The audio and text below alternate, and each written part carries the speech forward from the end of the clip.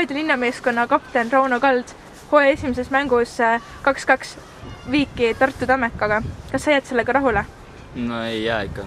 Oleks pidanud võitma tegelikult selle mängu. Oli näha kohe, et me oleme siin natuke paremad. Ei olnud mängupilt muidu ei olnud väga hea, aga loomade jalgpall nagu siin oli. Midagi eriti teha ei saa. Nii kui pall põrkas, oli kohe väravaili. Nagu ei olnud midagi erilist. Te tulite teise poole lõpus 0-2 kaotusseisust väga kiiresti välja. Millest see, et kuidas see juhtus? No, see näitas iseloomu ja palju poistel füüsilist on selle 3 kuuga alla taotada. Siin ei ole. Kes tahtis rohkem, see sai oma punktid. Nii et siiski ütled, et 2-2 viik hooaja esimesest mängust ei ole see tulemus, mida ootasite?